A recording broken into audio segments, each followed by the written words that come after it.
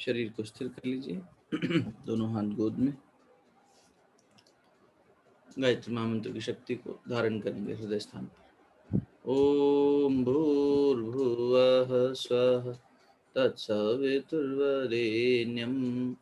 भर्गो देवस्य धीमहि धियो यो नः प्रचोदयात्। ओम गुरुर्ब्रह्मा गुरुर्विष्णु गुरुदेवो ईश्वरः गुरु साक्षात् परब्रह्म तस्मै श्री गुरुवे नमः। अखण्डमण्डलाकारं व्याप्तं येन चराचरं तत्पदं दर्शितं येन तस्मै श्री गुरुवे नमः। मातृवत् लालयित्री च पितृवत् मार्गदर्शिका नमोऽस्तु गुरुसत्तायै श्रद्धा प्रज्ञायुता च श्रद्धा प्रज्ञायुता च। दोनों हथेलियों को आपस में मिलिए। प्राप्त देवता को मुखमंडल पर हृदय स्थान पर स्पर्श करें। बहुत बहुत प्रणाम, बहुत बहुत स्वागत। हम लोग 3 अवस्थाओं का मैं साक्षी हूँ, ऐसी बात पढ़ रहे थे विचार चंद्रोदय ग्रंथ में। कल जागृत अवस्था के बारे में बात हुई, थोड़ा रिकैप करेंगे, समझेंगे क्या बात हुई और उसी बात पे फिर आगे कुछ नई बातों को समझेंगे। पहले तो ये समझ लेना जरूरी है कि हम जिस अवस्थाओं को अवस्था कह रहे हैं वो ये 3 अवस्थाएं जिसको हम रोजमर्रा के जीवन में विटनेस करते हैं उसकी बात कर रहे हैं। जागृत अवस्था वो अवस्था है जहाँ पर हमारी सारी कर्मेंद्रियां, सारी ज्ञानेंद्रियां और मन बुद्धि चित्त अहंकार ये एक्शन में है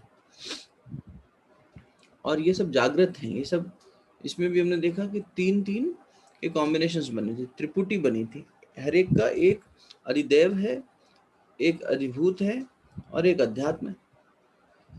इन 3 के कॉम्बिनेशन से तीनों मिलके जहां भी किसी एक का लॉस है, लोप है, तो वहां पर नहीं बन पाएगा, त्रिपुटी का लय हो जाएगा, त्रिपुटी व्यवहार में नहीं आएगी। त्रिपुटी को व्यवहार में आने के लिए 3 पुट हैं, 3 इसके इंग्रेडिएंट्स हैं, 3 कॉम्बिनेशन हैं, अध्यात्म, अधिदेव और अधिभूत। तो इसको हमने कल समझने की कोशिश करी थी कि जैसे ज्ञानेंद्रियां हैं, 5 ज्ञानेंद्रियां, तो पांचों के अध्यात्म यानी पांचों के जो 5 ज्ञानेंद्रियां हुई वही 5 अध्यात्म हो गए और उन पांचों के अधिभूत थे और अधिदेव थे। अधिभूत का मतलब था वो विषय जो एग्जैक्टली भौतिक जगत में ही मिल जाएंगे, तो वो विषय को अधिभूत कहा। और अधिदेव कहा उसके पीछे जो स्पष्ट दिख नहीं रहा है, जो इंद्रियों से स्पष्ट दिख नहीं रहा है। तो आपको अगर याद हो तो बात हुई थी अध्यात्म जो है उसमें तो ये बात हुई थी कि आत्मा का आश्रय लिया किसने? इस शरीर ने। तो उसमें जो इंद्रियां हैं, इन इंद्रियों ने आत्मा का आश्रय लिया, ये अध्यात्म हो गई, आत्मा के साथ जुड़ी हुई हैं, शरीर और आत्मा मिलकर काम कर रहे हैं। फिर परिभाषा आई कि ये जो स्वघात है यानी जो कॉम्बिनेशन है इससे भिन्न और चक्षु इत्यादि से दिखने वाला विषय, तो वो हो गया उसका भौतिक अधिभूत, क्योंकि दिख रहा है, और जो नहीं दिख रहा है वो हो गया दैविक। दैविक हमें दिखाई नहीं दे रहा, भौतिक हमें स्थूल जगत दिखाई दे रहा है। तो इस तरह से समझ में आया हुआ ना, किसी को डाउट तो नहीं है इसमें? अध्यात्म, अधिभूत और अधिदैव, तो हर एक का एक देव हो गया, एक भूत यानी एक विषय हो गया और एक वो खुद हो गया। तो 5 ज्ञानेंद्रियां हो गई अध्यात्म में, 5 कर्मेंद्रियां हो गई ये भी अध्यात्म में, और 4 अंतःकरण हो गए, ये इसका ये इसका अध्यात्म हो गया। अब इससे जुड़ने वाला एक भौतिक और विषय और एक दैविक देवता यूं कह लो, ये होना चाहिए। तो उस पर हम कल बात कर रहे थे। जब ये सारे कॉम्बिनेशंस, ये 14 और हर एक का 3-3 यानी 42 हो गए ना, ये सब एक्शन में होते हैं, तब समझो कि जागृत अवस्था हुई। ठीक है ना? देखो यूं देखा जाए तो इससे हमारा इस बात से जो अभी हो रही है कि कौन कौन से वो 14 होते हैं, उनका कैसे त्रिपुटी बनता है, कैसे लय होता है। इससे हमें जागरण मिल जाएगा क्या? वास्तविक जागरण। ये तो जागृत अवस्था हो गई। वरना योगी तो कहा जाता है ना कि जहाँ संसार जागता है वहाँ योगी सोता है, और जहाँ संसार सोता है वहाँ योगी जागता है। गीता जी में कहा है भगवान कृष्ण ने अर्जुन से। तो इसका मतलब क्या हुआ? देखो, जहाँ संसार जागता है, संसार यानी हम आम लोग, जिनके अभी वो योगी की स्थिति नहीं आई, तो हम लोग कहाँ जागते हैं? इसी को जागृति कह रहे हैं कि जहाँ त्रिपुटी है, जहाँ इंद्रियां हैं, जहाँ अधिभूत है, जहाँ अधिदेव है, यही सब बात कर रहे हैं ना। तो हमें इसे जागृत अवस्था कह रहे हैं, और वास्तव में तो ये भी मिथ्या है। जिस प्रकार से स्वप्न हमें मालूम है कि मिथ्या है, सत्य नहीं है, कितना भी हमने गहरा सपना देखा हो, जैसे ही हम सवेरे जागते हैं, विज्ञान कहता है कि हर आदमी को रात में 350, 400, 450 तक के सपने आते हैं। याद रहते हैं क्या? कभी कोई याद रह जाता है? बाकी तो नहीं याद रहते। और उसके अलावा सपने में भी आप देखो, सपने में हमें लगता है कि पूरा पूरा इतना लंबा समय हमने जी लिया, जबकि अधिक से अधिक कोई सपना 4 सेकंड 5 सेकंड रहता होगा बस। वैज्ञानिकों का सम्मत है, कुछ गणना उन्होंने करी। अब 4-5 सेकंड हमें लगते हैं कि ना जाने कितने साल बीत गए। जैसे हमारे यहाँ इतने साल बीत जाते हैं तो कहते हैं ब्रह्मा जी ने एक पलक झपकी, उनका सुबह से शाम हुआ, जब तक यहाँ पे सृष्टि चेंज हो गई, युग बदल गया। तो ब्रह्मा का एक दिन और हमारे इतने दिन, इतने साल, इतने सब शताब्दियां सब बराबर हो गई। वैसा ही कुछ सपने में हुआ। सपने के 2 सेकंड हमारे लिए लग रहा है बहुत ज्यादा, हमने देख लिया। तो हमें पता है कि सपना जो है वो मिथ्या है, ये तो स्पष्ट है। उठने के बाद में स्पष्ट लगता है कि सपना तो मिथ्या था, लेकिन ये जागृति, हम जो जगे, जगने के बाद हमें लगता है कि नहीं, ये जगा हुआ सत्य है। लेकिन योगी कहाँ जागता है? योगी इस ऐसे में सो जाता है। जहाँ संसार जागता है, जिसे हम जागृति कहते हैं, योगी को पता है ये मिथ्या है, वो वहां सो जाता है, मतलब वो वहां से अपने आप को हटा लेता है। और जहाँ संसार सोता है, योगी वहां जागता है। हम और आप बेटा अनम्यूट हो रहे हो कोई बार बार ना। जहां पर संसार सोता है वहां पर योगी जागता है। इसका मतलब क्या हुआ कि दुनिया जहाँ पे जिस चीज को सत्य नहीं मान पा रही, वो परमात्म सत्ता, उससे जुड़ नहीं पा रही, उस तुरीय तक पहुंच नहीं पा रही, बस इसी 3 का साक्षी बने बैठा जीवन चल रहा है। हाँ सो लिए, हाँ सपना देख लिया, हाँ जग गए। इस जागृति को, झूठी जागृति को जागृति माने बैठा है।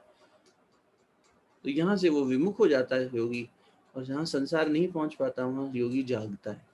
योगी वहाँ, संसार वहां से विमुख है, संसार को पता ही नहीं है, सोच ही नहीं रहा है, उस दिशा में काम ही नहीं कर रहा है। तो ये जो चर्चा है ना, ये इस तरह से मदद करेगी। इससे नहीं है कि हमें 14 उसके नाम याद हुए कि नहीं, उसके देवता समझ में आए कि नहीं, उसके भूत समझ में आए कि नहीं। वो समझ में आ भी जाएंगे किसी को, तो वो कोई आत्मानुभूति थोड़ी कर लेगा। ये बात तो आप देखिए दूसरी कला में, सॉरी तीसरी कला में बात आई थी कि मैं स्थूल, सूक्ष्म और कारण, 3 जो देह है इसका साक्षी हूं। तो स्थूल देह की तो जागृति की बात हो रही है। जब स्थूल देह पूरी तरह फंक्शनल होता है, जागृत अवस्था स्थूल देह की वो है स्थिति, जहां ये 14 फैकल्टीज ओपनली काम कर रही हैं। तीनों के 14 के 3 कॉम्बिनेशन है, इनकी त्रिपुटियां काम कर रही हैं। इसको जागृत अवस्था करें। जागृत अवस्था स्थूल शरीर की है, फिजिकल बॉडी की। तो ये तो हम तीसरी कला में देख ही चुके हैं कि पीताम्बर जी ने एस्टेब्लिश कर दिया लॉजिकली कि ये स्थूल देह मैं नहीं हूं। तो अल्टीमेटली जागृत अवस्था भी मैं नहीं हूं। अगली कला में ये डेवलप किया, ये प्रूव किया गया कि 5 कोष में नहीं हूँ, उसमें अन्नमय कोष, स्थूल शरीर मैं नहीं हूँ। तो this has already been established. अब उसे हम अवस्थाओं की दृष्टि से फिर से रीएस्टेब्लिश कर रहे हैं, इतनी सी बात है। तो पहली बात तो ये हम एस्टेब्लिश कर चुके हैं लॉजिकली। दूसरा, ये एस्टेब्लिश कर लेने से भी हासिल क्या हो रहा है, इसके पीछे का मर्म पकड़ना पड़ेगा ना। ये सब मिथ्या है। ये कंक्लूजन, ये टेक अवे हमें लेना है कि जो स्थूल शरीर से 14 फैकल्टीज मिलके एक्शन में आ रही हैं, जिसको हम जागृत अवस्था कह रहे हैं, ये मिथ्या है। जिस प्रकार सपने को हम मिथ्या मान लेते हैं क्योंकि हमें पता है कि वो सपना, तो ये हमारे अनुभव में ज्ञान हो गया ना इस बात का कि सपना तो झूठा था, सपना तो एक कल्पना थी, उसमें भी कई प्रकार के सपने थे, तो वो सपना तो चला गया। जैसे आपसे निवेदन किया था, गुरुदेव ने कहा कि जागृति अवस्था का एक्सटेंशन ही स्वप्नावस्था है। जागृत में अतृप्त जो वासनाएं रह गई, उसे जो जीव है वो इसमें, आप गर्मी में थे, आपका आइसक्रीम खाने का मन किया, आइसक्रीम आप नहीं खा पाए, 4 दिन बाद सपने में आप आइसक्रीम खा रहे हैं। सपने में वो उसकी पूर्ति हो रही है। जो विषय, अब न जाने कब के कौन से विषय अधूरे बचे हैं, न जाने पुराने संस्कार कितने हैं, और न जाने कितने बाहर से ले आए, तो सब मिलके उस प्रकार के कुछ खिचड़ी बन के सपना आ जाता है। कुछ भी कहीं से कुछ ना कुछ जुड़ जाता है, या किसी चीज के लिए बहुत परेशान होते हैं तब कुछ अलग तरह का सपना आता है, या साधना में बहुत गहरे चले जाते हैं तो साधक के सपने कंप्लीटली दूसरे लेवल के हो जाते हैं। लेकिन तब भी सांसारिक दृष्टि से जो सपने हम देख रहे हैं, ये सपने सब मिथ्या हैं और ये जागृत अवस्था का ही एक्सटेंशन है। फर्क इतना ही है कि जागृति में कर्मेंद्रियां भी काम कर रही हैं, आप पैर हिला रहे हैं, 5 कर्मेंद्रियां काम कर रही हैं, सबकी त्रिपुटी काम कर रही है जागृत अवस्था में। लेकिन स्वप्न में ज्ञानेन्द्रिय है, कर्मेंद्रिय नहीं। ज्ञान तो कर रही है, आंखें देख रही है ना सपने में कि हमारे को दिखाई दिया, हमने सपने में देखा, बस शुरू से ही देख इंद्रियां काम करती नजर आ रही है। तो ज्ञानेन्द्रियां तो काम कर रही है, कर्मेंद्रियां कोई काम नहीं कर रही, एक्शन कुछ नहीं हो रहा शरीर से। जो हो रहा है सिर्फ कल्पना में हो रहा है कि हम दौड़ रहे थे तो वहां पर हाथ पैर लग रहे हैं, लेकिन वो सिर्फ मिथ्या में हो रहा है, हालांकि उसका प्रभाव शरीर पे पड़ रहा है। ये सपने के, हाँ, सपने की सत्यता जैसी बात हो गई, वही जनक भगवान वाली बात की, जनक ऋषि वाली, राजा जनक वाली बात की, जो अष्टावक्र जी से उन्होंने पूछा था कि मैं राजा हूँ कि भिखारी हूँ बताओ, तो स्वप्न में जो दिखा वो एकदम सत्य दिखा, लेकिन जब जगे तो पता लग गया कि ये सपना था। ऐसे जब ये जागृत अवस्था से जग जाएंगे, ये भी एक मिथ्या अवस्था है, इससे जब जग जाएंगे यानी जाग लाएंगे, अवेकंड हो जाएंगे, उत्तिष्ठ जागृत, विवेकानंद जी बार बार कहते थे उठो जागो, उठो जागो, उठो जागो। क्यों उठे हुए तो ही उठ गए ना भाई, सवेरा हो गया, पर अभी जगे नहीं है, इंद्रियां तो एक्शन में आ गई, तो उठो और जागो और ये देखो अपने लक्ष्य को जब तक पाना लो। लक्ष्य क्या है? स्वयं को जानना। तो उस दिशा में चल पड़ो। वही उद्घोष वो बार बार किया करते थे। ठीक है, तो यहाँ पर ये स्पष्टता आ जाए तब इस बात में, इसको पढ़ने में फायदा होगा। किसी को कोई कंफ्यूजन है यहाँ पे? अभी कोई जिज्ञासा है, कोई प्रश्न है, किसी को नहीं समझ में आ रहा हो, कोई पहले नहीं सुने हो, नहीं अटेंड किए हो, तो हो सकता है थोड़ा नया लगे। ठीक है सबके लिए? चले आगे, कुछ हो तो बताना। तो अब जो कल पढ़ा था उसका ही रिवीजन देखो पहले। 5 हमारी ज्ञानेंद्रियां, 5 कर्मेंद्रियां। ज्ञान करने वाली इंद्रियां आपको पता ही है, तो वो उसका अधिभूत हो गया, सॉरी अध्यात्म हो गया। और उनके जो है अधिभूत क्या हो गए? तो बोले सुनने वाले का शब्द, शब्द स्पर्श रूप रस और गंध, ये 5 होते हैं ना ज्ञानेंद्रियों के, 5 अधिभूत हो गई है। क्या क्या हुए? श्रोत्र के लिए शब्द, और फिर त्वचा के लिए स्पर्श, आंखों के लिए देखना रूप, जिह्वा के लिए रस, और प्राण के लिए, सॉरी घ्राण के लिए गंध हो गया। ठीक है, अब इनके देवता देख लो। तो जब सुनेंगे तो दिशाओं से सुनेंगे, दिशा दिग्पाल जिसे कहते हैं। त्वचा स्पर्श करेगी तो वायु से होगा, आंखें रूप को देखेंगी तो उसके लिए सूर्य कह दिया था, जिह्वा जो रस ले रही है उसमें जल का तत्व चाहिए होगा तो वरुण हो गए उसके देवता, और सूंघने की शक्ति जो कि नाक करेगी घ्राणेन्द्री, वो अश्विनी कुमार हो गए उसके देवता। तो इस तरह से इसकी त्रिपुटी बन गई थी। कर्मेंद्रियों की त्रिपुटी हमने कल देखी कि कर्मेंद्रियां जो हैं उसमें अध्यात्म क्या है? 5 कर्मेंद्रियों के नाम, यानी बोलने की शक्ति वाक, चलने हाथ से काम करने की शक्ति हस्त की शक्ति हो गई, गमन की शक्ति पैरों से हो गई, और फिर उपस्थ हो गया और गुदा हो गई। तो अब जो वाक है उसका देवता कौन है? बोले अग्नि, बोलने में भी तेजस्विता लगनी चाहिए। अब वो अग्नि के पीछे का जो अधिभूत हो गया विषय, वचन, क्रिया क्या है? बोलना। हाथों की क्रिया क्या है? लेना देना, तो उसका अधिभूत लेन देन हो गया।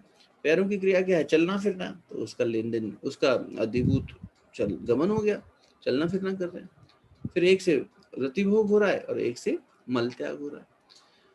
अब इनका देवता देख लें तो वाक का देवता अग्नि हो गया, ऐसे हाथों का देवता इंद्र, पैरों का देवता वामन, उपस्थ, उपस्थ का रतिभोग और ये हो गया अपना प्रजापति, और गुदा से मल त्याग करेंगे और उसका देवता हो गया यम। ठीक है। अंतःकरण आपको पता है, अंतःकरण चार क्या है? मन, बुद्धि, चित्त, अहंकार। फिर से दोहरा देते हैं। मन का मतलब वो वृत्ति जो संकल्प और विकल्प करती है। बुद्धि का मतलब वो वृत्ति जो निश्चय लेती है, निर्णय लेती है, निश्चय करती है। मन, बुद्धि। चित्त वो हो गया जो कि अपने अंदर स्मृति को स्टोर करता है। अहंकार वो हो गया जो मैं पन्ने की बात करता है, अहम पना। तो मन, बुद्धि, चित्त और अहंकार, तो इनके ये क्या हो गए? अधिभूत। तो बोले मन का अधिभूत हो गया संकल्प विकल्प करना, अभी जो आपको बताया। बुद्धि का हो गया निश्चय करना, चित्त का हो गया चिंतन करना, अहंकार का हो गया अहम पना करना, मैं पना करना। अब इनके देवता देख लो, तो मन का देवता चंद्रमा है, बुद्धि का देवता ब्रह्मा है, और चित्त के देवता वासुदेव हो गए, अहंकार के देवता रुद्र हो गए। इस तरह से हमने कल 14 त्रिपुटी जानी थी। यहाँ तक समझ में आया हुआ है? किसी प्रकार का कोई वो तो नहीं है परेशानी? इसके आगे चलते हैं। ठीक है, बुक है सबके पास? आई होप आपके पास पुस्तक हो, नहीं तो अभी फिलहाल के लिए देख लो, क्योंकि इसमें थोड़ा देख के समझ में आ जाएगा। स्क्रीन दिखाई दे रही है ना? अब ये देखो, इन त्रिपुटियों का क्या स्वभाव है? तो उन्होंने कहा तीन तीन पदार्थ के जो त्रिपुटी हैं, तीन से में एक ना होवे तो उसका व्यवहार नहीं चलेगा। ये बात कल हो गई थी। इनमें से एक भी चीज ना हो, विषय ना हो। इसके एग्जाम्पल भी दिए थे आपको कि आप जो है किसी को देखे, लेकिन आपके दिमाग में जो देवता था देखने का, सूर्य, उसने रजिस्टर ही नहीं किया, और फिर आप वापस अपने काम में लग गए। तो हमने कहा आपने तो हमें देखा था, आपने कहा नहीं, हमने नजर तो उठाई पर रजिस्टर नहीं हुआ वो। यानी कि उसमें से उसके देवता ने, विषय भी था, अधिभूत भी था, और इंद्री भी थी, अध्यात्म भी था, लेकिन क्रिया नहीं बनी, रजिस्टर नहीं हुआ, देवता नहीं हुआ। तो इसका मतलब देखो, समझ में आ रहा है ना? इंद्रियों के पीछे काम करने वाली सूक्ष्म जो दैवीय सत्ता है, या यूं कह लो अधिदेव है उसका, उसके बिना हम सोच रहे हैं ये इंद्रिय है, ये देख रही है, आंख नहीं। आंख के पीछे एक शक्ति बैठी है, वो देख रही है। कान के पीछे एक शक्ति बैठी है, वो सुन रही है। नाक के पीछे एक शक्ति बैठी है, वो सूंघ रही है। मुंह के पीछे एक शक्ति बैठी है, वो बोल रही है। त्वचा के पीछे एक शक्ति बैठी है, वो उसको सेंस कर रही है, स्पर्श को। वो शक्ति नहीं जब एक्टिव होगी तो सेंसेशन नहीं आएगा, तो त्रिपुटी नहीं बनी। तो त्रिपुटी नहीं बनी, पहली बात तो यहाँ पे समझ में आया कि त्रिपुटी के लिए तीनों का कॉम्बिनेशन जरूरी है। आगे फिर अगले प्रश्न में आ गया कि मेरा क्या स्वभाव है, ये कैसे जाने? तो बोले त्रिपुटी बनी तो भी मैंने देखा, त्रिपुटी नहीं बनी तो भी मैंने देखा। मेरा स्वभाव देखने वाला हुआ, दृष्टा। यहाँ तक तो बात बिल्कुल बैठ गई थी कल कि हम दृष्टा हैं, हम इसको देख रहे हैं, परिस्थिति को। त्रिपुटी बन रही है तो भी, नहीं बन रही तो भी, इनसे परे हम बैठकर इसे देख रहे हैं। तो इस कथन से ये सिद्ध हुआ कि त्रिपुटी जिस विषय व्यवहार चलता है, त्रिपुटी से जिस विषय व्यवहार चलता है उसे जागृत अवस्था कहते हैं। ये सिद्ध हो गया। अब प्रश्न ये आया 116 नंबर प्रश्न, जागृत अवस्था विषय जीव का स्थान, वाचा, भोग, शक्ति, गुण। ये धीरे धीरे समझ में आएगा। इसमें ये समझो अभी के लिए, जैसे स्वप्नावस्था में जाएंगे तो ये और खुलने लगेगा। जो जागृत अवस्था है उसमें जीव का स्थान क्या है? जागृत अवस्था में जीव का स्थान है नेत्र। जागृत अवस्था में जीव का स्थान है नेत्र। स्वप्नावस्था में जीव का स्थान हो जाएगा ग्रीवा क्षेत्र, विशुद्धि। तो जागृत अवस्था में जीव का स्थान क्या है? नेत्र, देखना। और इसकी वाणी क्या है? तो बोले इसकी वाचा जो है, इसकी बोलना जो है वो वैखुरी है, यानी तेज बोल रहे हैं ना, इतना तो बोल रहे हैं कि सुनाई दे, उससे कम बोलने में बात नहीं चलेगी। तो वैखुरी वाणी, ये जो हम बोल रहे हैं, चार प्रकार की वाणी होती है। वैखुरी, मध्यमा, स्वप्न में मध्यमा हो जाएगी, पश्यन्ति और परा। इसमें से क्या है, गुरुदेव ने भी लिखा है कि इन 4 वाणियों में से जो परा और पश्यन्ति हैं, ये दोनों सूक्ष्म हैं। मध्यमा और वैखुरी जो है वो स्थूल है। ये मध्यमा थोड़ा विस्परिंग जैसी बात हो गई, बहुत ही मन ही मन, जैसे आप कुछ बच्चे पढ़ते हैं तो बोल बोल के पढ़ते हैं वैखरी में, तब उनको समझ आता है। और कुछ जो है वो मन ही मन पढ़ते हैं, मन ही मन दोहराते हैं पाठ को, तो वो कौन सी वाणी हो गई, तो बोले वो मध्यमा हो गई, मन में बड़बड़ा रहे हैं, उसको दोहरा रहे हैं। और फिर उस दोनों से परे ये दोनों स्थूल वाणी हो गई। मध्यमा के बाद में जब और सूक्ष्म चले जाते हैं तो वो पश्यन्ति और फिर परा, एक एक करके पढ़ेंगे तब उसको और स्पष्ट करेंगे। अभी के लिए ये समझ रहे हैं कि जागृत अवस्था के लिए जो जीव का स्थान है, जीव नेत्रों में है। ठीक, नेत्रों से प्राण छूटते हैं कुछ लोगों के, जागते जागते चले गए, आंखें खुली रह गई, होता है ना। फिर कुछ लोगों का मुंह खुला रह जाता है, जब उसमें आएंगे तो स्वप्नावस्था में कंठ से प्राण निकल गए, स्वप्नावस्था में कुछ चिंतन करते करते चले गए। तो नेत्र जीव का स्थान है स्थूल अवस्था में, और उसके बाद में वैखुरी उसकी वाणी है, स्थूल उसका भोग है। इसका भोग सब स्थूल पदार्थ है, फिजिकल। जागृत अवस्था में हर चीज स्थूल, सपने में तो हम कल्पना में भोग कर लेंगे, स्थूल की जरूरत नहीं है, सूक्ष्म में भोग हो जाएगा। यहाँ स्थूल चाहिए, टेंजिबल चाहिए। क्रिया इसकी शक्ति है और रजोगुण है, एक्शन में रहेगा आदमी जी, जब कर्म तो करता ही रहेगा, किसी न किसी तरह का एक्शन तो लेगा ही। और जागृत के अभिमान से विश्व नाम है। ये जो लाइन है, अभिमान से, अभिमान हुआ तीनों अवस्थाओं में ये अभिमान आएगा। ये सारी बातें तीनों अवस्थाओं में हम पढ़ेंगे कि स्थान क्या है, उसकी वाचा क्या है, उसका भोग क्या है, उसकी शक्ति क्या है, उसका गुण क्या है और उसका नाम क्या है, अभिमान क्या है उसका। तो अभिमान से मतलब जागृत हुए अवस्था में इसका नाम विश्व कह दिया। जैसे ही स्वप्न पढ़ेंगे आपको भी समझ में आ जाएगा, इसलिए ज्यादा परेशान मत होना कि नामकरण से या इससे बहुत ज्यादा चिंतित कि भाई इसका क्या मतलब हुआ। लेकिन हाँ ये है कि जब हम इसको अभी पढ़ रहे हैं तो कुछ चीजें जो समझ में आती जाए उसको रजिस्टर कर लेना अच्छे से।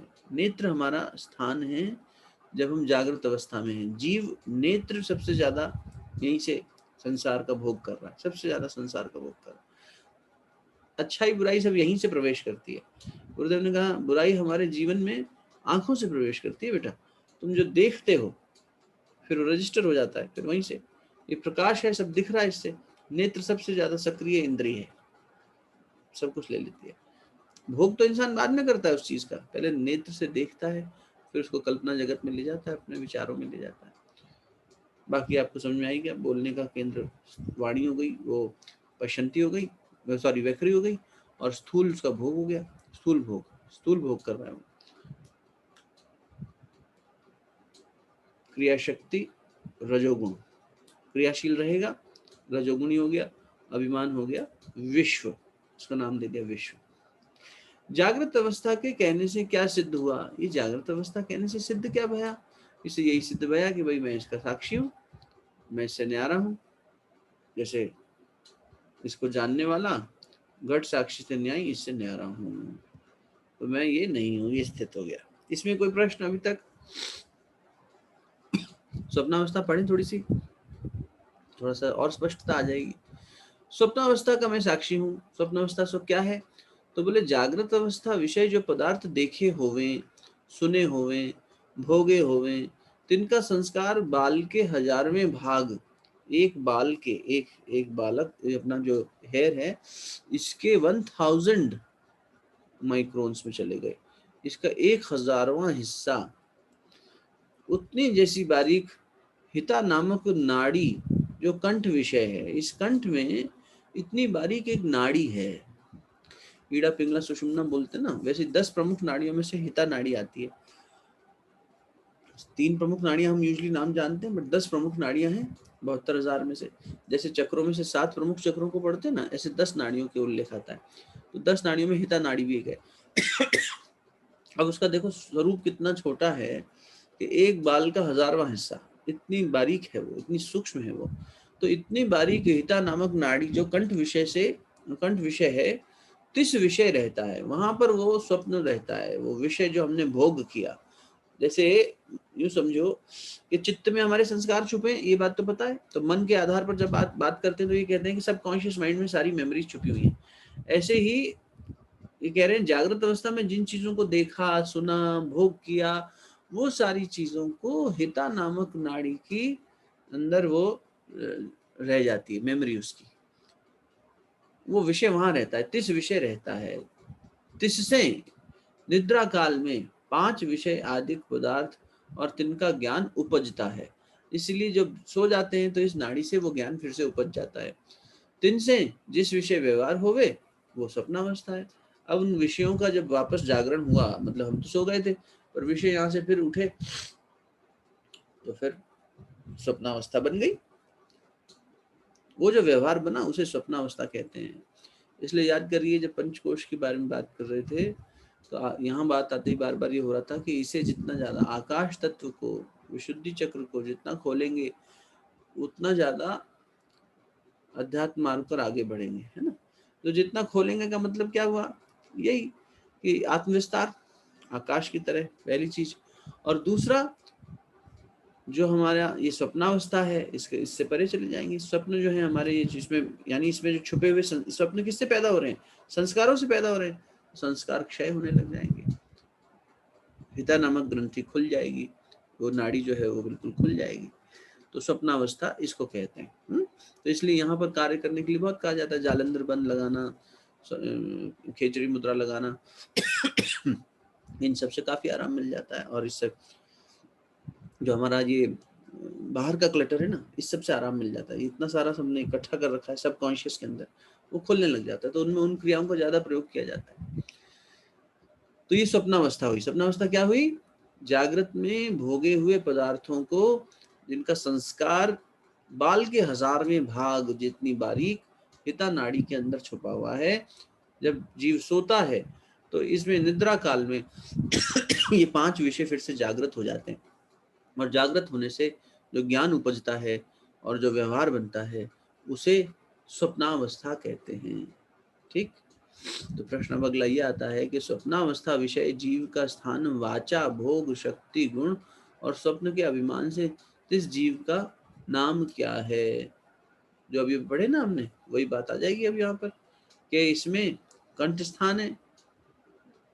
जीव का स्थान क्या है, सपने में कंठ है, क्योंकि यहीं से सब सृष्टि बन गई ना। सपने की सृष्टि कहाँ से पैदा हो रही है, कंठ में हिता नामक जो नाड़ी है वहां से हो रही है। तो इसलिए स्वप्नावस्था का जो जीव का जो स्थान हुआ वो क्या हुआ, कंठ हो गया। वाणी कौन सी हुई अभी आपको बताई, मध्यमा। वहां पे क्या थी, जल्दी बताओ, वैखुरी। वैखुरी, ये बोलने वाली वाणी वैखुरी। मध्यमा मन ही मन। जब जप करना कोई शुरू करता है उसे कहते हैं उपांशु जप करना, मतलब विस्पर करना, धीरे धीरे फुसफुसाना। तो वो ना तो पूरी तरह से मध्यमा में है ना पूरी तरह से पश्चंत वैखुरी में है। फुसफुसाना जो हो गया, मन ही मन ज्यादा हो गया एक तरह से, लेकिन फिर भी उसको इतना बोलना कि लिप्स का मूवमेंट हो। फिर उसके बाद में इसका भोग क्या है, तो बोले सूक्ष्म है, वासना से पैदा हुआ है, वासना में विलीन हो गया, जो कल्पना कर रहा है अंदर सूक्ष्म है, उसका स्थूल भोग था। इसकी शक्ति क्या है, बोले ज्ञान है। यहाँ पर ज्ञान हो रहा है किसी चीज का, ज्ञानेंद्रिय से ही हो रहा है ना सब काम, कर्म इंद्रिय तो एक्शन में ही नहीं है। गुण सत्व है, काल्पनिक है सब कुछ, स्थूल ये नहीं है, रजोगुण नहीं है, सतोगुण ज्यादा है। और इसका जो अभिमान है वो तेजस हो गया। तो अब इसको सिर्फ नामकरण की दृष्टि से समझ लो, बहुत ज्यादा वो नहीं है इसमें, क्योंकि कंफ्यूज हो जाएंगे बहुत ज्यादा गए तो। कहते तेजस का हमने तो पढ़ा था कि तेजस्विता, विचारों की प्रखरता और उस तरह की बात दिमाग में आने लगती है। ओजस, तेजस, वर्चस, जब 3 शरीरों के अंदर प्राण शक्ति की बात करते हैं, यहाँ पर ये तेजस कह रहे हैं इसको। तो कई बार शब्दावली, जैसे अभी अध्यात्म शब्द जो है उस शब्दावली का प्रयोग किया जा रहा है चीजों को जो देह के इंद्रियां हैं ये आत्मा का आश्रय ले रही हैं, इसलिए अध्यात्म कह दिया ना। अब हम तो अध्यात्म का मतलब आध्यात्मिक प्रयोग और ये सब वाली बातें सब पढ़ते आए थे, तो इसलिए वहां थोड़ा एडजस्ट करने में मन को लगता है समय। वैसे यहाँ पर भी तेजस पढ़ने से ऐसा मत समझना कि अरे ये क्या बात आ गई, एक बार के लिए समझ लेंगे, आगे जब करेंगे ना कुछ चीजें आगे चल के खुल जाएंगी। और वही जैसे मैंने कहा, मान लो अगर नहीं भी खुली, ये विचार नहीं बैठा, तो भी याद नहीं हुआ स्थूल में क्या था, स्वप्न में क्या था, जागृति में क्या था, स्वप्न में क्या था। तो भी इससे हमारा आत्मबोध हो जाएगा, जिसको पता चल जाएगा, ऐसा थोड़ी है। आत्मबोध के लिए तो हमें फिर इन प्रक्रियाओं से गुजरना ही पड़ेगा। इसके नश्वरता का बोध बनना ये जरूरी है। चाहे किसी भी प्रकार करो, विचार को दोहरा के करो, चाहे उसके चिंतन पर करते हुए करो, चाहे गुरु कृपा से हो, जैसे भी हो, ठीक है। तो इसका स्वप्न का अभिमान क्या है? तेजस है। स्वप्नावस्था के कहने से क्या सिद्ध भया? तो यही शब्द वही सिद्ध हो जाएगा जो हर बार होता है कि मैं इसका साक्षी हूँ। स्वप्नावस्था होवे तिसको भी मैं जानता हूँ, नहीं होवे उसको भी मैं जानता हूँ। स्वप्न की अवस्था आई, हाँ जानते हैं, सपना देखा। जागृत सुषुप्ति विषय न होवे तब तिसके अभाव को भी मैं जानता हूँ। यहाँ तो ये स्वप्नावस्था मैं नहीं और मैं मेरी नहीं, ये सूक्ष्म देह की है। जागृत अवस्था स्थूल देह की थी, ये सूक्ष्म देह की है। जैसे हम पहले देख चुके हैं कि मैं स्थूल भी नहीं हूँ, मैं सूक्ष्म भी नहीं हूँ। प्राण में और मनोमय को सूक्ष्म में आते हैं, वो भी मैं नहीं हूँ। उसी प्रकार ये अवस्था भी सूक्ष्म की है, इसका मैं जानने वाला हूँ, साक्षी हूँ, मैं इससे न्यारा हूँ। यह स्वप्न कहने से सिद्ध हो गया। इस रीति से स्वप्नावस्था का मैं साक्षी हूँ। अब सुषुप्ति अवस्था क्या आई कि मैं इसका भी साक्षी हूँ। कल पढ़ेंगे इसको और विस्तार में, अभी थोड़ा सा एक बार टच कर लेते हैं, यहाँ तक आई गए। तो सुषुप्ति अवस्था क्या है? तो पुरुष जब निद्रा से जागे, निद्रा से जागी के उठे, तब सुषुप्ति विषय अनुभव किए सुख और अज्ञान का स्मरण कहता है कि हाँ, सुख भी याद है उसे और अज्ञान भी याद है। कैसे? सुख ये याद है कि मैंने नींद बहुत अच्छी ली, ये सुख याद है। और उस समय पर बाहर का पूरा अज्ञान हो गया। आप बहुत गहरी नींद में सोए, आप आके चले गए, तो अरे हमने कहा कब आए, हमें तो पता ही नहीं चला। हम जब जागे तब हमें किसी ने बताया कि फलाना जी आपके घर आए थे, आप सोए हुए थे, आपको पता ही नहीं चला। तो यानी अज्ञान हुआ ना। तो उस अज्ञान का भी बोध, बाहर की दुनिया के अज्ञान का बोध, और भीतर में जो सुख मिल रहा है नींद से, निद्रावस्था में, ये सब विषय लीन हो गए, इसीलिए वो सुखावस्था हो गई, एक तरह की सुषुप्ति। तो जो आज मैं सुख में सोया था और कुछ भी ना जानता भया, यही वाली बात जो अभी आपसे कही, मैं सुख में सोया था और बाहर का कुछ भी मुझे ज्ञान नहीं रहा।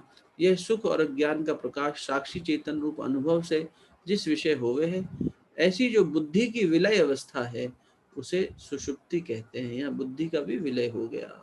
इसलिए आपसे एक बार कहा था कि परमात्मा की कृपा है कि हर व्यक्ति को कुछ क्षण के लिए सही लेकिन सुषुप्ति अनुभव होती है। तो सुषुप्ति में क्या हुआ? मन बुद्धि चित्त अहंकार का विलय होता चला जा रहा है और दृष्टा रह गया बस। तो जब सारा प्रपंच समाप्त हो गया एक तरह से, तो बड़ी अच्छी बात हो गई भाई। ये तो ध्यान साधना से समाधि की स्थिति में पहुंचकर ये मिलता, लेकिन भगवान ने नींद के माध्यम से दे दिया। इसलिए निद्रा स्तुति गाई जाती है, या देवी सर्वभूतेषु निद्रा रूपेण संस्था नमस्तस्यै नमस्तस्यै नमस्तस्यै। दुर्गा सप्तशती में स्तुति करते हैं तो ये आता है। निद्रा को भी देवी कहा है, ये एक तरह की पूरी थेरेपी है। अब उसके बाद उसका ये देख लो कि उसका स्थान क्या है, वाचा यानी भोग और ये सब शक्ति वगैरह क्या है। तो इसका स्थान हृदय हो जाएगा, ठीक है, इसका स्थान हृदय हो जाएगा। नेत्र फिर कंठ हो गया था, अब हृदय हो गया। पश्यंती इसकी वाणी हो गई, आनंद इसका भोग हो गया, शक्ति द्रव्य हो गई, तमोगुण है। अब देखो यहाँ पे देख क्या हमें लगेगा, अरे तो इसमें तो आनंद हो रहा है, फिर तमोगुण कैसे? तमो इसलिए क्योंकि बाहर से सब एकदम अज्ञान वगैरह हो गया ना, सब कट ऑफ हो गए, इनर्शिया में चले गए, किसी प्रकार की गतिविधि नहीं है, इसलिए तमोगुण। तमोगुण से मैं समझना है नेगेटिव स्टेट है या कुछ है। तमोगुण मतलब इनर्शिया, अब यहाँ पे कुछ हो नहीं रहा, हलचल समाप्त हो गई, तो उस हिसाब से बिल्कुल ठीक है। वहां रजोगुण था, जागृति में हलचल ही हलचल है, स्वप्न में सिर्फ कल्पना है, सतोगुण सतोगुण है। यहाँ पे तमोगुण हो गया क्योंकि यहाँ कुछ हलचल नहीं हो रही, विलय हो गया बुद्धि का भी। सुषुप्ति के अभिमान से प्रज्ञा प्राज्ञ नाम है, प्रज्ञा प्राज्ञ प्राज्ञ नाम है, ठीक, इसका अभिमान प्राज्ञ हो गया। तो इस तरह से ये तीन अवस्थाएं हैं। फिर सुषुप्तावस्था का दृष्टांत बताएंगे, वो कल कर लेंगे, दृष्टांत और उसका सिद्धांत दोनों देख लेंगे। और उस दृष्टांत के बाद में मैं ये नहीं हूँ ये स्थापित हो जाएगा। तो तीन अवस्था में नहीं हूँ। किसी का कोई प्रश्न हो तो बताइए।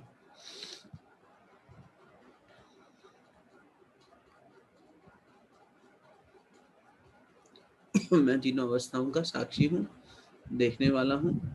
ये सुषुप्ति की कल चर्चा करेंगे तो ये कला पूरी हो जाएगी। थोड़ा सुषुप्ति में कुछ दृष्टांत और सिद्धांत हैं, वो देख लेंगे।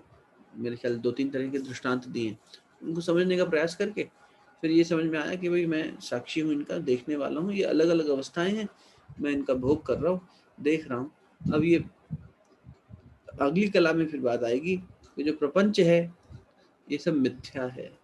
तो प्रपंच क्या होते हैं, फिर उसके बाद में वो मिथ्या कैसे रहेंगे, वो छठी कला में आ जाएगा। कोई प्रश्न हो किसी का तो पूछ लीजिए, कोई जिज्ञासा हो, कोई बात जोड़नी हो। नहीं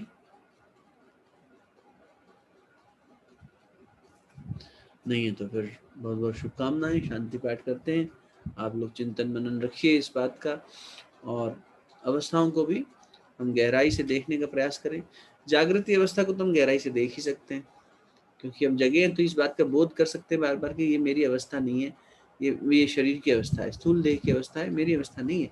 मैं तो साक्षी हूँ उसका, स्थूल देह मैं हूँ नहीं और स्थूल देह का जो व्यवहार है वो भी मैं नहीं हूँ, ये स्थूल देह का व्यवहार है। और त्रिपुटी कैसे विलय होती है, त्रिपुटी कैसे जब नहीं बनती, व्यवहार में नहीं आती, उस बात का भी थोड़ा सा आप मूल्यांकन कर सकते हैं, देख सकते हैं बहुत गहराई से जीवन को कि हाँ ये चीज़ देखो, यहाँ त्रिपुटी नहीं बन पाई, यहाँ विषय नहीं था, या यहाँ पर विषय था लेकिन देवता नहीं था।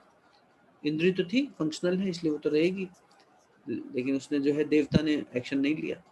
या फिर यहाँ इंद्री रेस्ट कर रही थी, हम आंख बंद करके बैठे थे, तो फिर ना तो विषय सामने हो तो दिखेगा ही नहीं। बात हो जाएगी। इस तरह से इसको थोड़ा सा ऑब्जर्व करिए अपने जीवन में, तब इसका थोड़ा सा ये लाभ ले पाएंगे हम कि अवस्थाओं से मैं परे हूँ। ठीक है, शांति पाठ करें फिर। आइए।